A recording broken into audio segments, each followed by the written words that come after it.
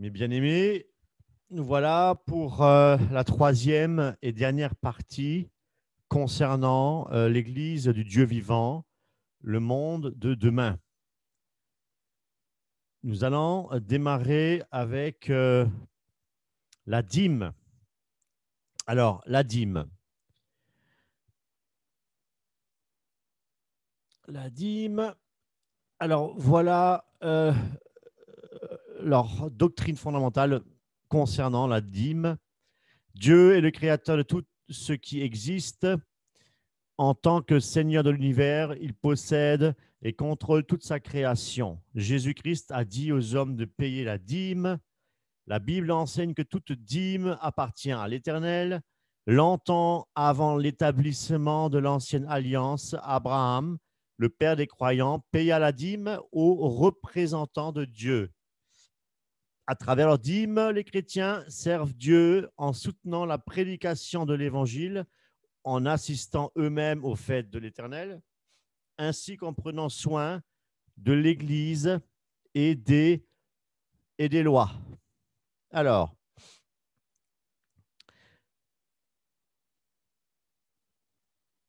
voici maintenant un extrait d'article d'une revue justement du monde de demain qui traite ce sujet, qui parle de la dîme. Alors, écoutez bien. La loi de la dîme signifie que le Dieu Tout-Puissant qui nous a créés, qui nous a donné la vie, nos talents, nos pensées, la force de faire notre travail, le pays et les ressources naturelles que nous employons, nous demande de lui verser le premier dixième de notre gain ou de notre revenu.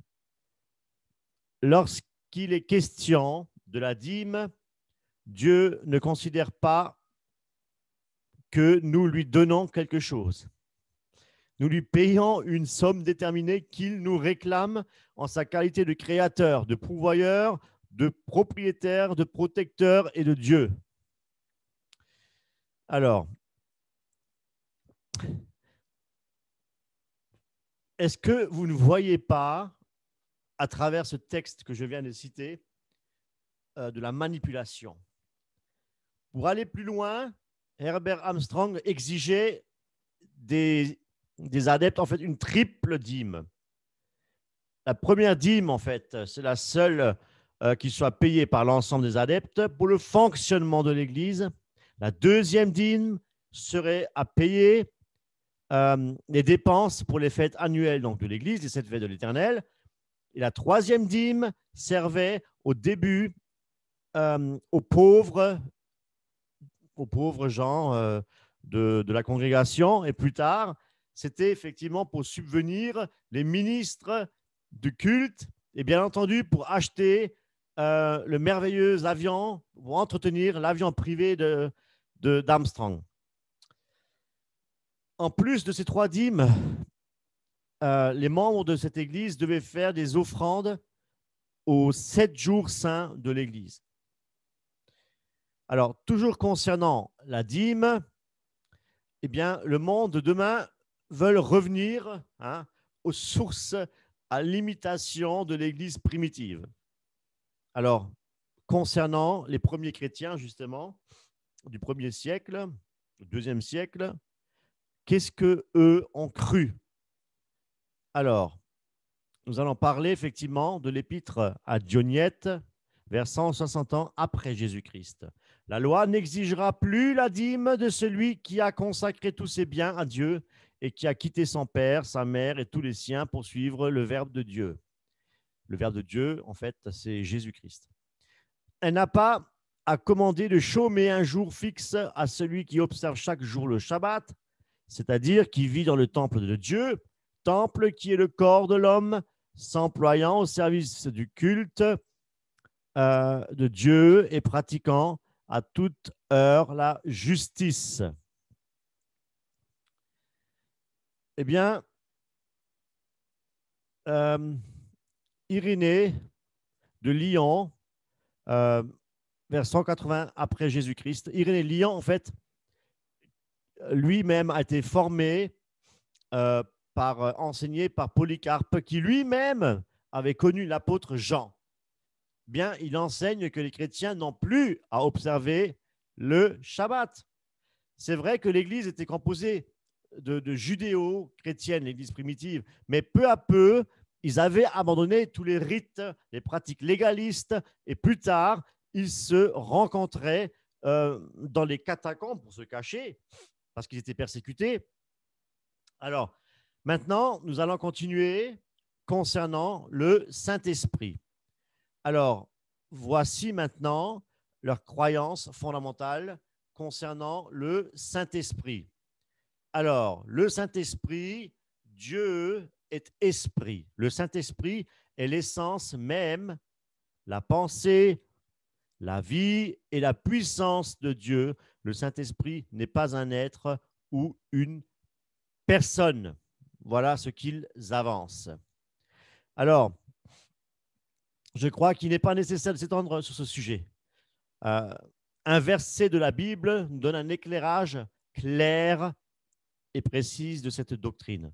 Tout d'abord, notez qu'ils ont écrit « Dieu est esprit » avec un petit « e ». Voyez bien. Là, Dieu est esprit avec un petit « e ». Bien. Cela est voulu, c'est orienté, pour ne pas justement attribuer la divinité à l'Esprit de Dieu. Alors, nous allons continuer dans Matthieu, chapitre 12, du verset 24. Alors, les pharisiens, ayant entendu cela, dirent « Cet homme ne chasse les démons que par Belzébul, prince des démons. » Comme Jésus connaissait leurs pensées, il leur dit « Tout royaume divisé contre lui-même est dévasté, et toute ville ou maison divisée contre elle-même ne peut subsister. Si Satan chasse Satan, il est divisé contre lui-même. Comment donc son royaume subsistera-t-il? Et si moi, je chasse les démons par Belzébul, vos fils, par qui les chassent-ils? C'est pourquoi ils seront eux-mêmes vos juges. Mais si c'est l'Esprit de Dieu, si c'est par l'Esprit de Dieu que je chasse les démons, le royaume de Dieu est donc venu vers vous. Ou comment quelqu'un peut-il entrer dans la maison d'un homme fort et piller ses biens sans avoir auparavant lié cet homme fort? Alors seulement il pourra piller sa maison. Celui qui n'est pas avec moi est contre moi, et celui qui n'assemble pas avec moi disperse. C'est pourquoi je vous dis, tout péché et tout blasphème sera pardonné aux hommes, mais le blasphème contre l'Esprit ne sera point pardonné. Et considérer l'Esprit de Dieu avec un petit e. Quiconque parlera contre le Fils de l'homme, il ne lui sera pardonné. Mais quiconque parlera contre le Saint-Esprit, il ne lui sera pardonné ni dans ce siècle, ni dans le siècle à venir. Premièrement, on ne peut pas blasphémer contre une force ou une puissance. Deuxièmement, on ne peut pas parler contre une puissance ou contre une force. Les pharisiens, justement, les pharisiens attribuaient l'action du Saint-Esprit à une personne. Et quelle était cette personne? Belzébul. C'est pourquoi Jésus avait répondu que le blasphème contre sa personne pouvait être pardonné, tandis que le blasphème contre le Saint-Esprit ne pouvait être pardonné. Alors, dans ce texte, on parle de pharisiens, de démons, de leur prince Belzébul et de Jésus. Ils ont tous des personnalités. Ce ne sont pas des forces impersonnelles. Le blasphème, c'est de la médisance, de la calomnie contre une personne. On ne peut pas calomnier une chose. J'aimerais encore vous poser une question. Une force peut-elle rendre témoignage à notre esprit? Alors là, nous allons lire Romains, chapitre 8, verset 16. L'Esprit lui-même rend témoignage à notre esprit que nous sommes enfants de Dieu. Nous voyons dans Jean 14, verset 26, que le Saint-Esprit enseigne également. Alors, Mais le consolateur, l'Esprit Saint, que le Père enverra en mon nom, vous enseignera toutes choses et vous rappellera tout ce que je vous ai dit. Pardon. 1 Corinthiens 2, 13. Et nous en parlant, non avec un discours qu'enseigne la sagesse humaine, mais avec ceux qu'enseigne l'Esprit, l'enseigne, employant un langage spirituel pour les choses qui sont spirituelles, excusez-moi.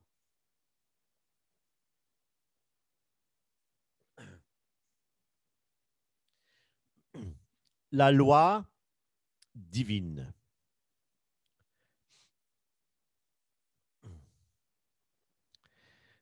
Voilà ce qu'ils enseignent sur la voie divine. La loi spirituelle et fondamentale de Dieu est résumée dans les 10 commandements. Dans le serment de la montagne et ailleurs, Jésus amplifia la loi divine en montrant à ses disciples qu'ils devaient obéir à la fois à la lettre et à l'esprit de celle-ci. La loi est donc sainte et le commandement est saint, juste et bon. C'est en pratiquant ce mode de vie, grâce au Christ qui vit en nous, qu'une personne devient véritablement sainte. Voilà, donc par des efforts. Par des efforts, pour eux, une personne devient véritablement sainte en obéissant à la lettre et à l'esprit. Avec un petit E, je précise, esprit. La grâce et la foi sont le seul moyen de parvenir à la justification, et cela et le salut et à la sanctification. Les œuvres ne sont que les conséquences de cette foi. Les œuvres que Dieu a préparées d'avance pour que nous les pratiquions. Les œuvres de l'esprit sont les œuvres, en fait, du Saint-Esprit doivent être dans la soumission à Dieu. Alors, voici maintenant l'œuvre et l'opération du Saint-Esprit. Dieu vous a choisi dès le commencement pour le salut dans la sainteté de l'Esprit avec un grand E et la foi de la vérité. Alors, nous allons maintenant parler de la loi alimentaire divine. Alors, leur foi, leur croyance fondamentale sur la loi alimentaire divine. Alors, Genèse, Lévitique, Deutéronome fournissent les instructions divines et définissant ce que Dieu considère comme pur et impur. Longtemps après la crucifixion, l'apôtre Pierre reconnaissait que cette loi était toujours en application. D'ailleurs, après la vision des animaux impurs qui lui était présentée sur une nappe descendant du ciel, Pierre s'exclama « Dieu m'a appris à ne regarder aucun homme comme souillé et impur. Il ne mange pas les aliments impurs comme le porc, les crustacés, consommation de pain également sans ajout de levain.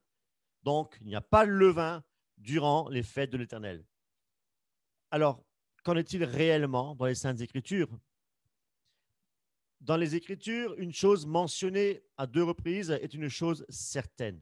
Ici, rien que déjà dans le chapitre 15 des Actes, 2 fois il est dit « Pas d'autre charge que de s'abstenir des souillures des idoles ainsi que des viandes sacrifiées aux idoles, du sang, des animaux et de l'impudicité. » Une troisième fois de nouveau dans Actes 21, au verset 25, à l'égard justement des païens qui ont cru, nous avons décidé et nous leur avons écrit qu'ils eussent à s'abstenir des viandes sacrifiées aux idoles, du sang, des animaux étouffés et de l'impudicité. Notez bien qu'il ne fait pas allusion ici aux animaux purs et aux animaux impurs. Je crois que nous avons un peu fait le tour des hérésies importantes justement de ce mouvement. Il y aurait encore tant d'autres choses à dire, comme par exemple, ils affirment que les anglo-saxons d'aujourd'hui seraient les descendants des 10 tribus d'Israël, etc., etc. Nous allons terminer par des témoignages d'ex-membres. Alors, je vais vous lire un petit peu. Raymond Franz, ancien membre du Collège central des témoins de Jéhovah, visita le Collège Ambassador, centre d'enseignement de l'Église universelle de Dieu. Et lut le récit d'un ex-membre de ce mouvement. Franz releva de très grandes similitudes avec ce qui se passait chez les témoins de Jéhovah, que ce soit au niveau de mode de fonctionnement, des raisonnements tenus, que des répercussions sur les adeptes, notant les points suivants. Les locaux de l'Église universelle de Dieu étaient agréables, tout était scrupuleusement propre. Les jeunes gens présents de différentes origines raciales étaient tout habillés avec soin, beaucoup ayant des sacoches et leur visage reflétait un sentiment de dévouement. L'impression première pourrait être celle d'une unité paisible, de sérieux dans ce qui comprenait être le dessein de Dieu. Quand l'ex-membre commença à douter, il a estimé qu'il s'agissait de la véritable Église de Dieu et qu'il s'occuperait de la situation. Et ça s'agissait effectivement de la seule véritable Église vers qui d'autres allaient. Les adeptes disaient, nous ne devions même pas ouvrir une publication écrite par un dissident. Lorsqu'une personne s'intéressait à l'Église, elle devait vérifier par elle-même les enseignements, pensant ainsi que c'était elle qui faisait la démarche de vérifier la validité des vérités qu'on lui présentait. Mais dès que cette personne faisait partie de cette Église, elle ne devait plus contester les enseignements, mais les accepter obligatoirement. Vous voyez, la manipulation, la secte, selon un procédé de subordination à l'autorité d'un homme, d'Armstrong et de son clergé. Selon un raisonnement circulaire, il était enseigné aux adeptes d'Armstrong, était le chef de l'Église car il était proche de Dieu et bénéficiait de l'Esprit Saint plus que n'importe qui d'autre, encore un privilégié. Et donc que les opinions des membres ordinaires n'avaient aucune valeur. Waouh. Le membre devait toujours se référer aux explications du mouvement, n'étant désormais plus autorisé à comprendre la Bible par lui-même. De ce fait, il apprenait à défendre l'enseignement de l'Église et ainsi à devenir spirituellement dépendant de celle-ci et non pas de Christ. Pour ceux, mes amis, qui sont séduits par tous ces enseignements, des enseignements légalistes, et par ces magnifiques revues trimestrielles, d'ailleurs, ça fait déjà une paire d'années que nous recevons une revue trimestrielle du monde de demain. Eh bien, tous les sujets, c'est vrai que tous les sujets actuels sont traités. On parle du corona, on parle de plein de choses. C'est très séduisant. Je vous invite vraiment à prier notre Dieu afin de vous donner le discernement et de vous laisser réellement guider par le Saint-Esprit avec un grand E, l'Esprit, avec un grand E de vérité, le Consolateur, l'Esprit Saint qui nous enseigne toutes choses.